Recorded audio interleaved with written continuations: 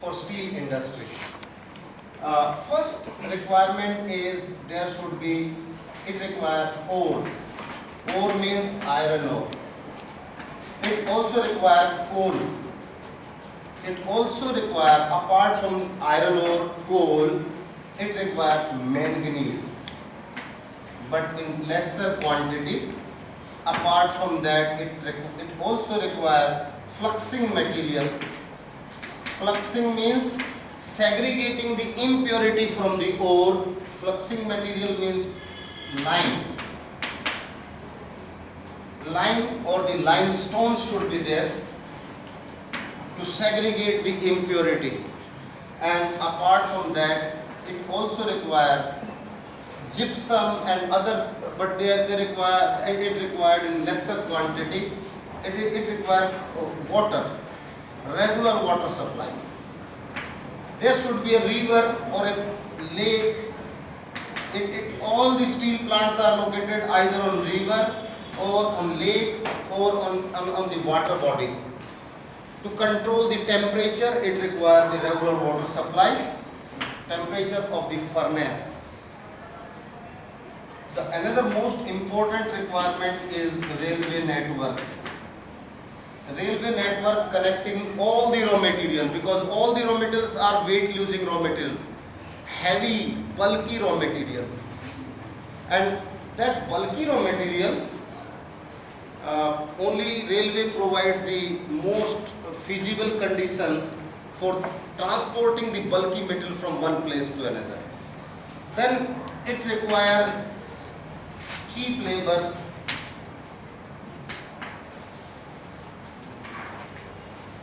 in the immediate proximity. These are the 7 basic requirements for the steel industry. So if we move, there are some other parameters, but these are the basic requirements. The road transport in isolation cannot sustain the steel industry. It requires, because it is bulky. In Germany, if you see Ruhr Basin, whether it is Dortmund, Aachen, Duisburg, Düsseldorf, or the Hamburg, or the Bremen, all those heavy engineering industries or the steel industries, all the raw material is transported by the water transport system. So you must be knowing they have a canal. What is the name of the canal? Connecting Rhine River to Elbe River.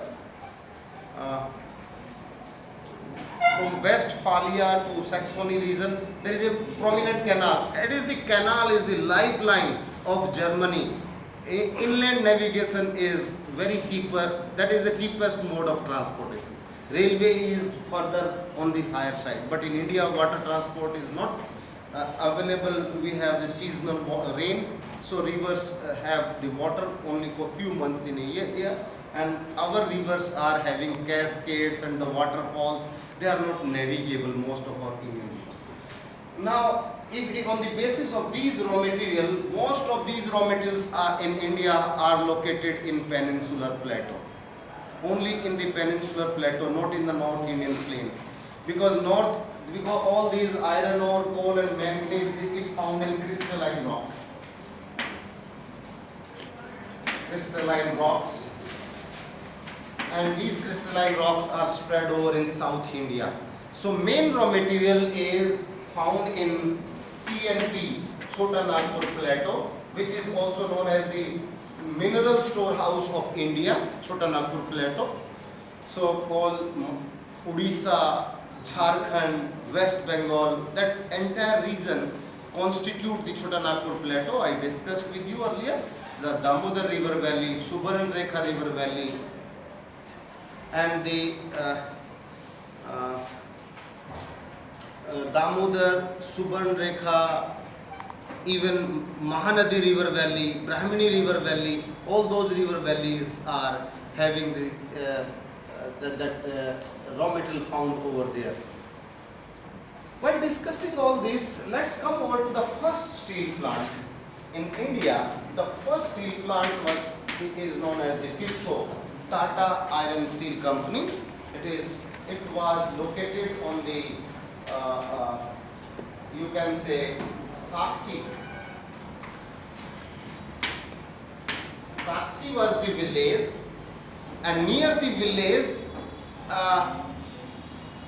a new industrial town was evolved, developed by Tata, and it is named after the Tata, Jamshedji Tata, so it becomes Jamshedpur. It is on the confluence of the two rivers. So it is Kharkoi river, and this is the South Koel river. South Koel river. And the confluence of these two rivers, it is the best location in southern Chota Nagpur, southern CNP, Chota Nagpur plateau. It is now Jamshedpur itself a district. It was segregated from Singhbhum region. And here, if you see the south of it here, there are the iron ore mines. So it obtained iron ore. Iron ore from Guru Mahisani,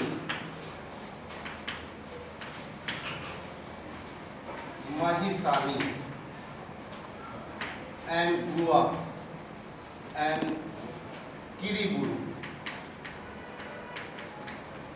I think I gave you all these names to you. This, and there is the railway line like this connecting all this. Railway track is there connecting Jamshedpur to iron ore mines. Special railway line was developed by Tata himself, and in the north with equal distance there are the coal mine called Jharia and Raniganj, and it is also connected by the railway track like this.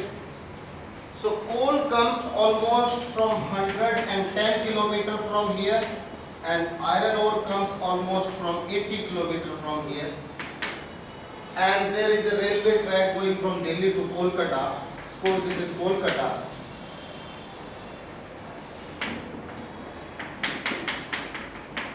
The same railway track, this is only 300 km from here. So they have the coal, they have the iron ore, they have the railway line, manganese is locally available, and there is a place on this railway track. There is separate railway track here. There is a place called Bir Mitrapur. It's very important location in Chota Nagpur plateau. Bir Mitrapur. This is location for limestone because fluxing material is required. Limestone, there is the different chemical composition of different lime. Chemical composition means the quantity of magnesium and calcium component in the carbonates, calcium and magnesium carbonates in the limestone. Lime is also sifted from you can say from Rajasthan. What is the name? Gotan and even from the last city of Rajasthan. You have been to the place. कहाँ गए थे आप? नारायण. कौन सा district है वो? Oh no, बेटे, which is the largest district of Rajasthan? Jaisalmer. I get slipped. From Jaisalmer, the students who have been to Jaisalmer with me under innovation project, वो देखते होंगे जैसलमेर रेलवे स्टेशन पे बहुत सारा lime, up to kilometers lime is piled up. That lime was meant to supply to the steel plants in different parts of the country in peninsular plateau, because that lime is the best considered as the best fluxing material in the country. So we sift. What else is required? Ore is there, coal is there, fluxing material is there, water is there, because two rivers are there. Railway network is developed, and the cheap labor. Entire region is Santhal, Birhor, go on, Hon, Orang, Mundas, Marias, all series of tribal. This is tribal inhabited region with cheap availability of labor, unskilled labor force. So everything is available over here. That's why this is considered as one of the best location for steel industry in the world. So they have the coal, they have the iron ore, they have the line, railway network, availability of water. 2 rivers are there. Which 2 rivers? Asit Bete. Which 2 rivers confluence, make the confluence at Jamshedpur? Huh? No, name the 2 rivers I mentioned here. And South Koel River. These are the 2 rivers. So they have water, they have railway network, well developed railway network. Let me tell you, in India, the first railway line Britishers started constructing in India, that was not Mumbai to Thane. The first railway line Britishers started constructing from Raniganj to Kolkata. But it is almost 300 kilometers long. It could not be completed so early. But the short track from Mumbai to Thane, the 30 kilometer track was completed little early. That's why that was the first railway track. This was started much before the Bombay-Thane railway track. So you can see how important. So it was in 20th century. Even Britishers developed the railway network over the mineral sites in India. So this is the location of one steel plant in India. But before discussing the steel plant, I also wanted to share very important coal locations where the coal is available in the country. Which are the coal mines? Because without explaining the coal, we cannot understand the location of the steel industry. So I'll take few minutes just to explain the distribution of coal in the country. So coal is also the important determining factor of the metallurgical industry, the steel industry in India. So now please come over to the coal. I hope this simple sketch is clear. Coal from north, iron ore from south, line very close, only 80 kilometers from the west. Water is there, railway track is there, and entire Santhal population which provide cheap labor. So this is the best location in the world, and since it's it was started in 1912, so it has already completed 1 century, and it is still progressing. Its production is increasing gradually. Now, coal distribution in India. Just before, because without explaining the coal distribution, it will be difficult. Coal. Distribution in India.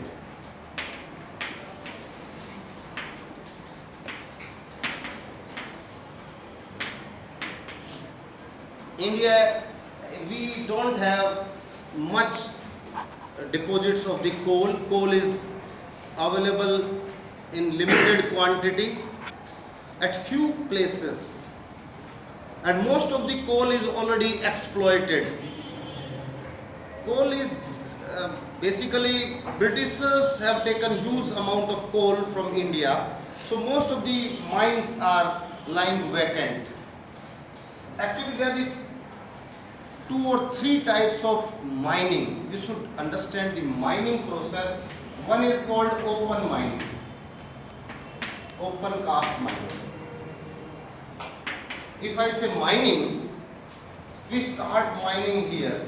This is the one we expanded. We expand. When we expand like this. Then we expand here. We expand here, here, and here. All the time, हम इसको आगे आगे बड़ा करते जाते हैं. Every time. In next time, we increase from here. we increase from here, we increase from here, we increase from here. So it keep going on.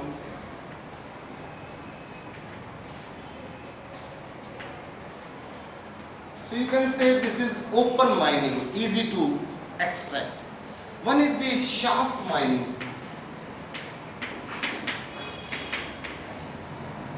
Shaft mining, suppose this is the surface and this is the coal here. Then we have a shaft here. Either we go vertically through lift and we extract it from the lift, and this is the shaft here. Or sometimes we make the shaft like this. We make the shaft like this. We enter. So this is the shaft here. Once I took the group of geography students to in a mine in Chhindwara district of Madhya Pradesh, in Parasia coal field, where that is the part of West coal field. In one of the mine, we entered inside, and all the students were carrying the lithium battery and the light on their forehead. Bandh lete na, there is the light and the shoes, rubber shoes up to the knee level of, because all the time there is the water is flowing, it's dark, और सबको एक रस्सी पकड़ा देते हैं. Everyone has to hold the rope and they have. So we took the Madam Lalita also inside, but उनको तो चक्कर आ गया. Then we all the students pick her up and put outside. But हमने उनको यहीं से बाहर किया. Then we went almost half kilometer inside the earth crust, and we can extract only 50% of the coal. If it is the shaft mining, only 50% of the coal can be extracted. If we extract more than 50%, then this landmass will subside. So it will collapse. So to avoid the collapsing nature of the land surface or the mine, to avoid the accidents in the mine, we extract only 50% through shaft mining. There is one more mining that is called drift mining. Drift mining is the nature of mining. Suppose this is the rock structure. This is the nature of the rocks. These are the layers of the rock. Layering of the rock. And this is another layer of the rock. Suppose this is the coal here. What happened? All this layer is having the coal. Every layer may not be having the coal here. So we start extracting the coal from here. We move inside and take this, and we come out from here. So basically it is wherever according to the bedding plane, where the bed of the layer of the coal is spread, we start mining accordingly. So such type of mining is called drift mining, according to the layer. Wherever the layer of the coal goes, we go accordingly. So this type of mining is called. So there are the three type of mining of coal or other minerals. I hope it is clear. You came to know drift mining, shaft mining, and the open mining. So there are the three type of mining. We have the three type of total in India. We have the two type of coal. One is we don't have the good quality of coal, that is the anthracite. India is free from anthracite. We have 0% deposits of anthracite. In India, we have most of the coal deposits generally used to found in the river valleys.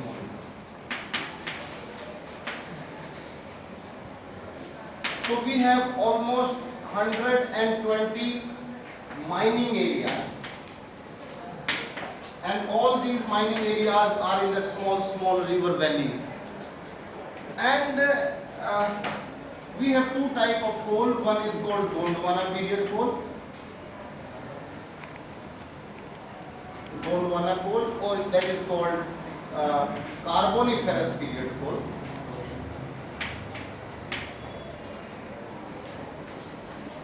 This Carboniferous coal in India, out of the 98% of the total coal deposits in India are of this time period, Carboniferous coal. And this is basically of bituminous coal. Bituminous have the two qualities, semi-bituminous, bituminous, and the sub-bituminous. Depend on the carbon content in the bitumen. So carbon content, 98% of the coal is bituminous coal in India, but we have the most of the coal is of poor quality, sub-bituminous, poor quality of coal. And only 2% of the coal in India is of tertiary period. Tertiary period coal, that is the poorest quality of coal, you can say lignite coal. Lignite coal, and tertiary period, it formed during Miocene and you can say Pliocene. Miocene and Pliocene are the epochs. Its formation have taken place in this.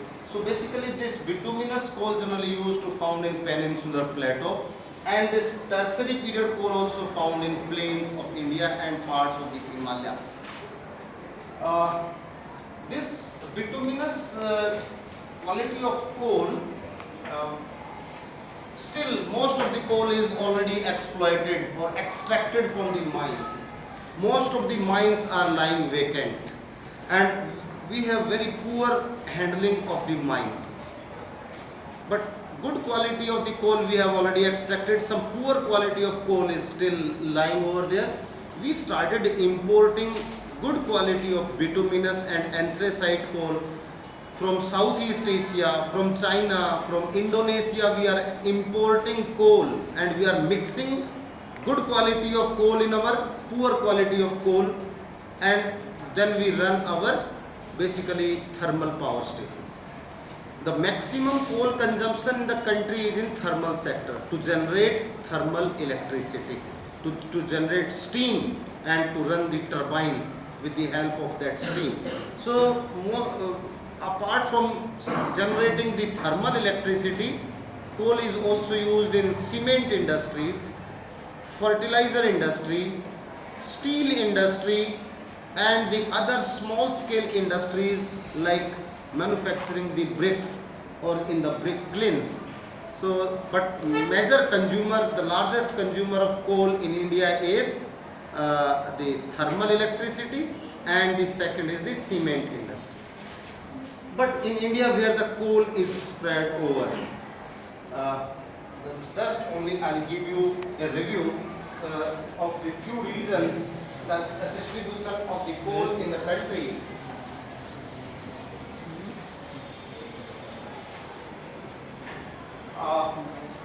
Coal distribution in the country. The distribution of coal.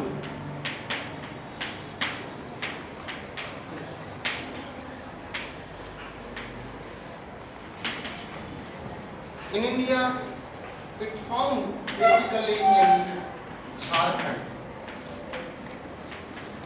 and basically Damodar River. Damodar River Valley is known as the coal valley. Damodar River Valley is also known as the coal valley. Along the Damodar in Jharkhand, say this is the West Bengal. This part is West Bengal. This part is say Odisha. And this part is called Jharkhand. So this is the broad outline of the Chota Nagpur plateau, a tableland, the Part-land.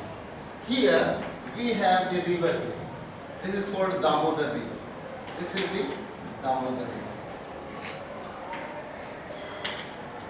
entering into the plain, coming from the plateau, entering into the Bengal plain, this Damodar. So entering in Bardhaman, Birbhum, Bakura, Purulia. So all these districts, they are irrigated by the Damodar river. Here the coal mining is here, say Jharia. In West Bengal it is Raniganj. Raniganj 1776. The first mining, this mining was explored, identified by the Britishers in 1776. And this is the first coal mine in India, and this is the largest coal mine of India. Even today it is the largest coal mine of India. Since 1776, Raniganj is the largest coal mine of the country. Raniganj, Jharia, here it is Giridih, or you can say Dhanbad. Near Dhanbad there is a place called Rajrappa.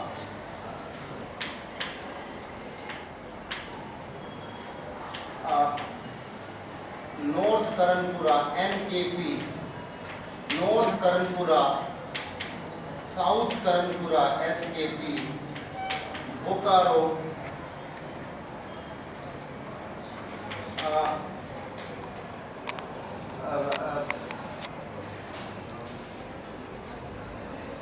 there is a place for Sikh Regiment's training center of Indian Army.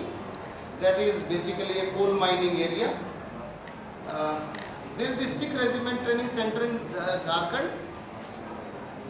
Leave it. Uttar, Palamu.